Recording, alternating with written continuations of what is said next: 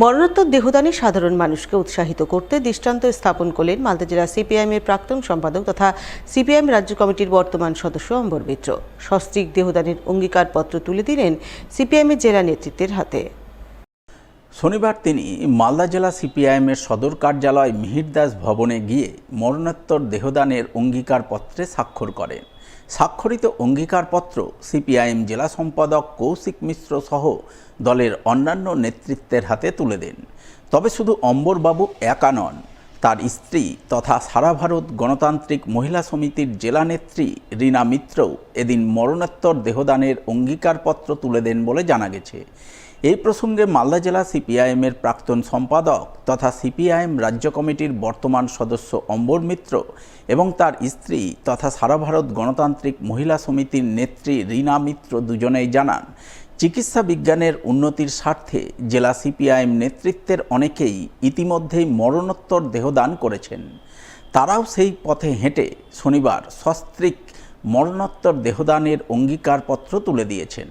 আশা করছেন এর ফলে চিকিৎসা বিজ্ঞানের প্রভূত উন্নতি সাধন ঘটবে, ডাক্তারি পড়ুয়া ছেলেমেয়েরা উপকৃত হবে।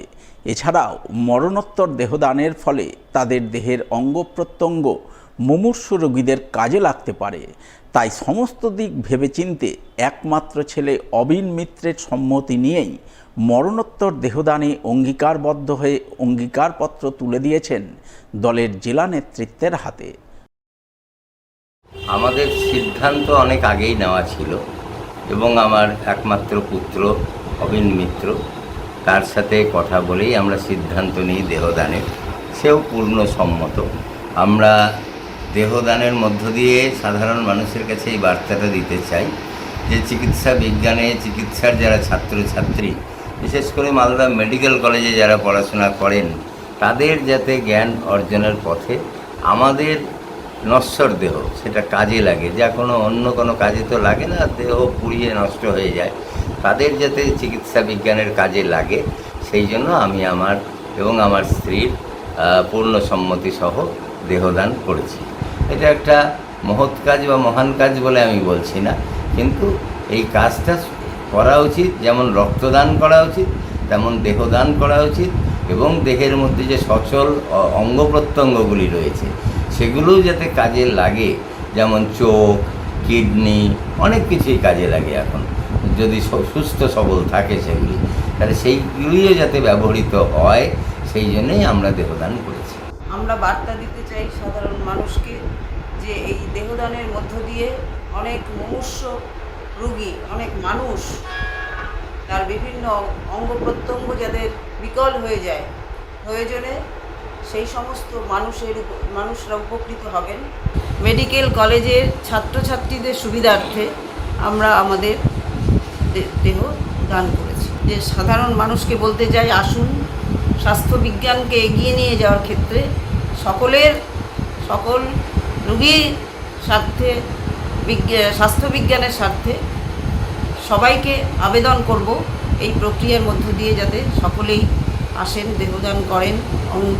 দেহদান ছাড়াও বিভিন্ন অঙ্গ প্রত্যঙ্গ দান করা যায়, তার মধ্য দিয়ে আমরা সাধারণ মানুষকে এই বার্তাই দিতে চাই। এই প্রসঙ্গে সিপিআইএমের মালদা জেলা সম্পাদক কৌশিক মিশ্র বলেন, সাম্প্রতিককালে চিকিৎসা বিজ্ঞানের উন্নতিতে বামপন্থী তথা প্রগতিশীল ভাবনার মানুষজনের দেহদান দৃষ্টান্ত স্থাপন করেছে।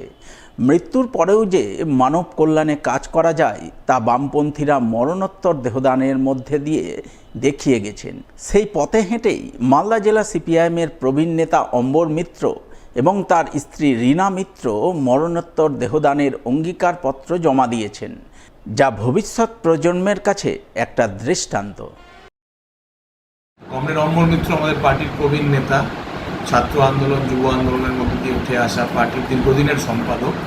তিনি এবং তার স্ত্রী ছাত্র আন্দোলনের মধ্যে দিয়ে উঠে এসেছিলেন এবং পরবর্তী সময়ে বিভিন্ন আন্দোলন করে বর্তমানে মহিলা আন্দোলনের জেলার নেত্রী। তারা দুজন স্বামী স্ত্রী, তারা দুজনেই পার্টিতে আছে, গোটা পরিবার পার্টিতে আছে। তারা দেহদান করেছে মানব কল্যাণের স্বার্থে, সমাজের স্বার্থে। বামপন্থীরা মৃত্যুর পরেও কাজ করে, এটা একটা দৃষ্টান্ত স্থাপন করার সুযোগ থাকে।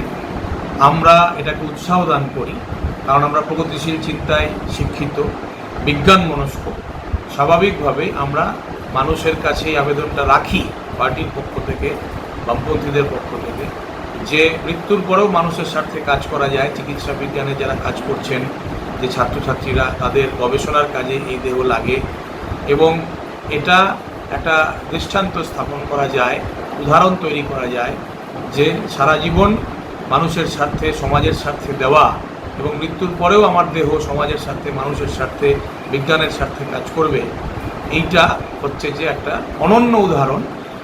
আমরা এটাকে অ্যাপ্রিসিয়েট করি এবং সমাজের সমস্ত প্রগতিশীল চিন্তাশীল ব্যক্তিকে আমরা হচ্ছে যে আবেদন করব যে আরও এগিয়ে আসুন, দেহদান করুন এবং চিকিৎসা বিজ্ঞানের স্বার্থে হচ্ছে যে নিজের যে একটা উপস্থিতি, সেই উপস্থিতি আপনারা রাখুন। এইটা পার্টি।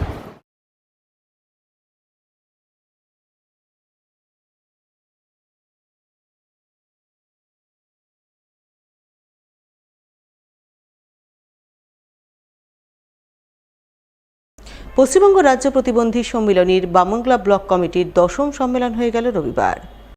এদিন এই সম্মেলন অনুষ্ঠিত হয় মালদার বামনগোলা ব্লকের পাকুয়াহাট এএনএম হাই স্কুলে।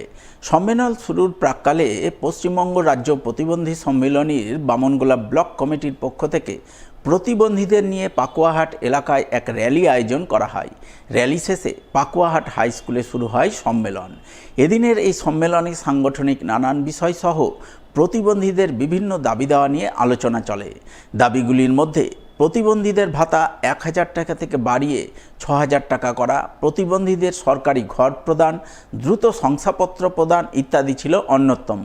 এদিনের এই সম্মেলনে উপস্থিত ছিলেন পশ্চিমবঙ্গ রাজ্য প্রতিবন্ধী সম্মিলনীর জেলা সম্পাদক শেখ সারেক, বামনগোলা ব্লক কমিটির সম্পাদক অরবিন্দ বৈষ্ণব সহ অন্যান্যরা। আজকে আমাদের বামনগোলা ব্লকের ব্লক কমিটি নতুন করে গঠন হবে এবং এই গঠনের মাধ্যমে আমাদের দাবি দাবা হলো আমাদের প্রতিবন্ধীদের বিপিএল তালিকায় অন্তর্ভুক্ত করতে হবে এবং প্রত্যেক প্রতিবন্ধীদের আবাস যোজনা ঘর দিতে হবে, আইডেন্টি কার্ড, তারপরে হ্যান্ডিক্যাপ সার্টিফিকেট, ডিজিটাল কার্ড, এটা প্রত্যেক ব্লকে চালু করতে হবে। আর প্রতিবন্ধীদের যেসব সুযোগ সুবিধা আছে সেগুলো অবিলম্বে চালু করতে হবে এবং ব্লকে প্রত্যেক প্রতিবন্ধীদের যে কোনো জিনিস দেওয়ার ব্যাপারে সেগুলো রিজার্ভ কোঠা রাখতে হবে প্রতিবন্ধীদেরকে, সেটা প্রতিবন্ধী ইউনিয়নের মাধ্যমে দিতে হবে। চাকরির ক্ষেত্রে প্রতিবন্ধীদের যে কোঠা আছে সেই কোঠাটাকে বাড়াতে হবে এবং প্রতিবন্ধীর ভাতা 1000 টাকা আছে সেটাকে 6000 করতে হবে।